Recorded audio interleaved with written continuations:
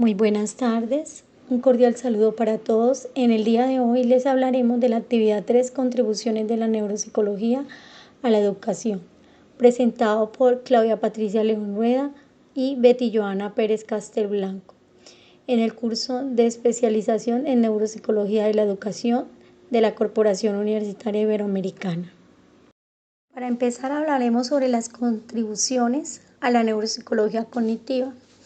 En la actualidad, la neuropsicología cognitiva comienza a formar parte del estudio de cualquier trastorno que afecta a la mente y evidentemente esto es debido a un cambio de paradigma conceptual, ¿no? Por decir, en las últimas décadas del siglo pasado hemos comenzado a comprender que el cerebro y mente es lo mismo, es decir, que todo proceso mental es debido a la actividad cerebral y que toda actividad cerebral produce procesos mentales. Por lo tanto, que las contribuciones de la neuropsicología cognitiva han sido fundamentales para comprender cómo el cerebro y la mente interactúan en procesamientos de la información y el comportamiento humano. Esta disciplina ha proporcionado una base sólida para entender cómo las funciones cognitivas como la memoria, el lenguaje, la percepción y la atención están relacionadas con las estructuras cerebrales específicas. A través de técnicas avanzadas de la neuroimagen, como la resonancia magnética funcional y la tomografía por emisión de positrones, los neuropsicólogos han podido mapear y visualizar áreas del cerebro implicadas en tareas cognitivas específicas. Estos estudios han permitido identificar las funciones de regiones cerebrales clave, ya que son clave en la toma de decisiones, la planificación, la resolución de problemas y otras funciones cognitivas. Además de esto, la neuropsicología cognitiva ha sido muy crucial para comprender las consecuencias de los daños cerebrales y enfermedades neurológicas en las funciones mentales de los individuos. Estudiar pacientes como por ejemplo lesiones cerebrales han proporcionado información valiosa sobre la especialización funcional del cerebro y esto ha permitido desarrollar intervenciones terapéuticas específicas para rehabilitar o mejorar las habilidades cognitivas en las áreas afectadas. En resumen, la neuropsicología cognitiva nos ha aportado conocimientos esenciales sobre cómo el cerebro respalda nuestras capacidades cognitivas y cómo las lesiones cerebrales y enfermedades pueden afectar estas funciones. Este enfoque interdisciplinario entre la neurociencia y la psicología ha llevado a avances significativos en nuestra comprensión del funcionamiento cerebral y ha tenido importantes implicaciones clínicas y terapéuticas en el campo de la salud mental y la neurohabilitación. Hablaremos un poco sobre Lev Vygotsky.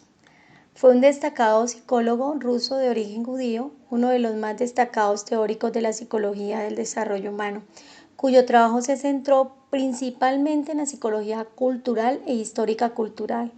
Su enfoque se conoce como la teoría sociocultural de Vygotsky. Los aportes de Vygotsky a la psicología evolutiva son muy relevantes en diversos campos de la teoría evolutiva, ya que estos abarcan el desarrollo sociocognitivo en la primera infancia, la aparición del lenguaje y la comunicación, la construcción del lenguaje escrito, entre otros aspectos.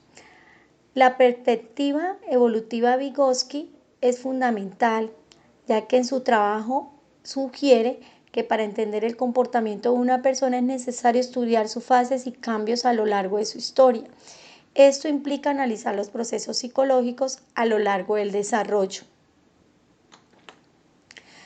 Vygotsky examinó los efectos de la interacción y las intervenciones en estos procesos, lo que dio lugar a dos variantes de su análisis genético.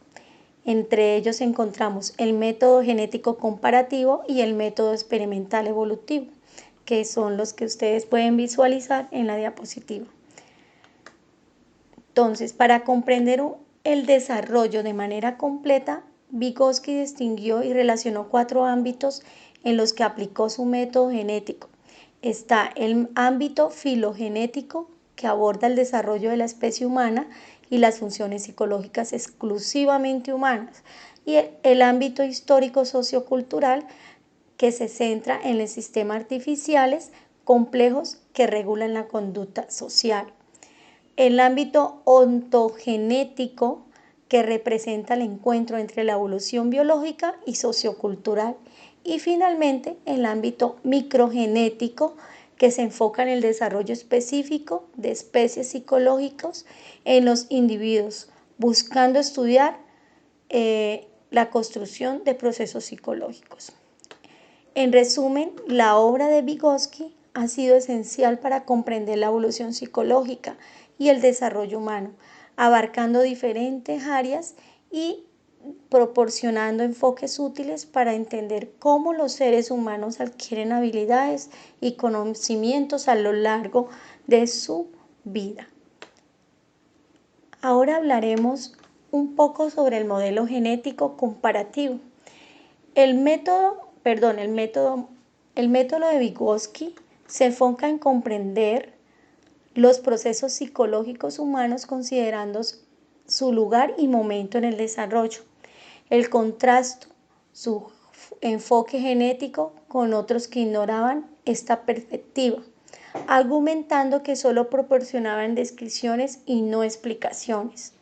En cambio, Vygotsky afirmaba que la determinación del método influía en la interpretación de los fenómenos psicológicos y que las confusiones entre investigadores seguían por no compartir la forma adecuada de investigar un fenómeno.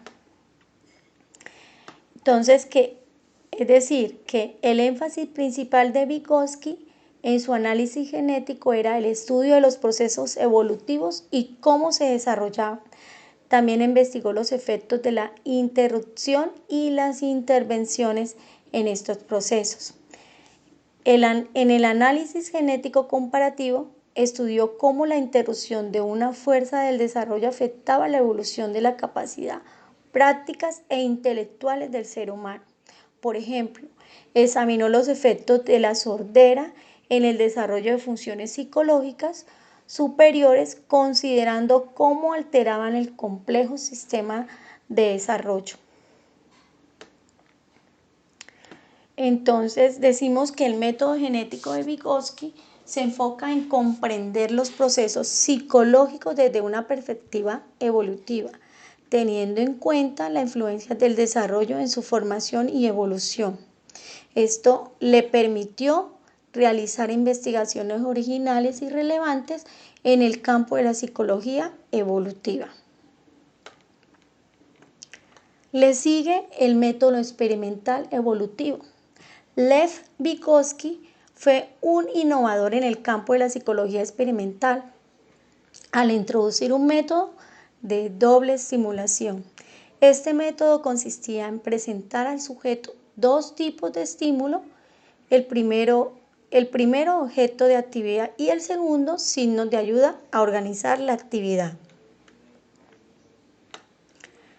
Entonces, al usar esta doble estimulación, Vygotsky pudo obtener una gran cantidad de información experimental nueva y relevante. Ahora hablaremos cómo funciona este método y por qué es valioso en la investigación psicológica. En primer lugar, Vygotsky utilizó objetivos de actividad, que son elementos con los cuales el sujeto interactúa directamente. Estos objetos pueden ser materiales concretos, herramientas o cualquier elemento que despierte el interés y la acción en el sujeto. Al presentar objetos de actividad, Vygotsky permitía que el individuo experimentara y se involucrara activamente en las situaciones concretas, lo que proporcionaba una comprensión más profunda de su comportamiento y sus procesos cognitivos. En segundo lugar, Vygotsky introdujo los signos como el segundo tipo de estímulo, ¿no? Estos signos son representaciones que el sujeto utilizaba para organizar sus actividades y darle un significado. Los signos pueden ser símbolos, palabras, gestos o cualquier sistema de comunicación que tenga un significado compartido. Entonces, al incluir estos signos en la experimentación, Vygotsky exploró cómo los sujetos utilizaban estas representaciones para entender y guiar sus acciones y pensamientos, ya que las combinaciones de objetos de actividad y signos en el método de doble estimulación permitió a Vygotsky observar cómo los sujetos interactuaban con el entorno y cómo utilizaban herramientas cognitivas para dar sentido a sus experiencias. Esto proporcionó una versión más completa de los procesos psicológicos y cómo se relacionan con la actividad práctica y el lenguaje. Entonces, para concluir el método experimental de doble estimulación de Lev Vygotsky fue una contribución significativa en la investigación psicológica al presentar objetos de actividad y signos en sus experimentos. Vygotsky obtuvo información experimental valiosa que ayudó a entender cómo los sujetos percibían, procesaban y organizaban su entorno. Este enfoque permitió una visión más profunda de los procesos cognitivos y cómo se desarrolla en relación con la actividad humana. Como resultado, su método sigue siendo relevante en la psicología y continúa influyendo en la comprensión del desarrollo humano y el funcionamiento mental.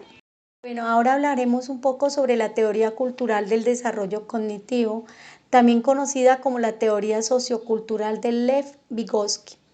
Es una perspectiva importante en la psicología del desarrollo que destaca el papel fundamental del entorno social y cultural en el desarrollo de las habilidades cognitivas y el pensamiento de los individuos.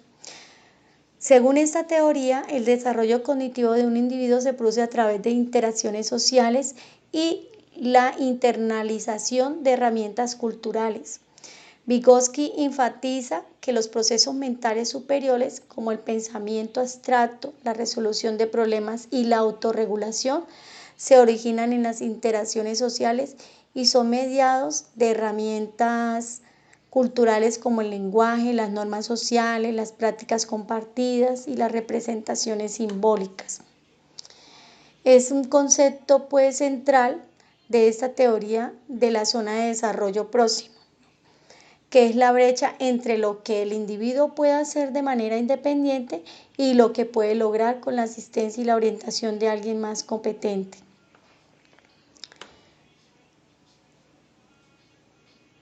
El lenguaje también juega un papel crucial en la teoría cultural de desarrollo cognitivo.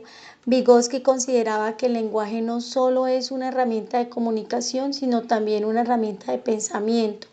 A través del lenguaje, los individuos adquieren conocimientos y aprenden a estructurar su pensamiento.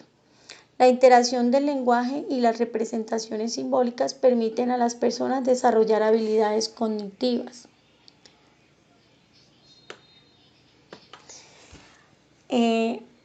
Además de esto, Vygotsky subraya la importancia de la cultura y las prácticas sociales en la formación del pensamiento humano. Los patrones culturales y la forma de pensar específicas de una comunidad, esto puede influir mucho en cómo los individuos perciben, razonan y resuelven los problemas. Esta teoría cultural de desarrollo cognitivo destaca que es un proceso fundamental enraizado con el contexto social y cultural en el que viven los individuos, ¿no? Y pues la interacción con otros, la internalización de herramientas culturales, como lo acabé de mencionar anteriormente, y el papel del lenguaje son muy fundamentales para el crecimiento cognitivo y la formación del pensamiento humano. Esta teoría ha tenido un gran impacto en la comprensión del desarrollo humano y en la práctica educativa, ¿no? Enfatizando pues la importancia de entornos ricos y estimulantes para poder promover el aprendizaje y el desarrollo de habilidades cognitivas. Teoría del aprendizaje Lev Vygotsky. La teoría del aprendizaje de este autor es una de las perspectivas más influyentes en la psicología del desarrollo y de la educación. Lev Vygotsky, un psicólogo ruso del siglo XX, propuso una teoría que se centra en la interacción social y el papel crucial del entorno cultural en el proceso de aprendizaje. Aportaciones de Lev Vygotsky. Entre los muchos aportes de este autor a la investigación educativa se destacan dos que parecen ser fundamentales. El primero es su aporte epistemológico, que sería el método de razonamiento, y el segundo es el método genético experimental. Vygotsky introdujo el concepto de herramientas o instrumentos psicológicos, que son sistemas de símbolos, lenguaje y otras formas de mediación que influyen en el pensamiento y la resolución de los problemas. Al igual, enfatizó la importancia del entorno social y cultural en el desarrollo cognitivo de un individuo. Vygotsky propuso también que las funciones mentales superiores se originan en el plano social y luego se internalizan en la mente del individuo. Para él, el lenguaje juega un papel central en el desarrollo del pensamiento. Argumentó también que el lenguaje y el pensamiento están estrechamente relacionados y se influyen mutuamente. Planteó la zona de desarrollo próximo. Este concepto de la zona de desarrollo se refiere a la brecha entre lo que un niño puede hacer por sí mismo y lo que puede lograr con la ayuda de un adulto o un compañero más capaz.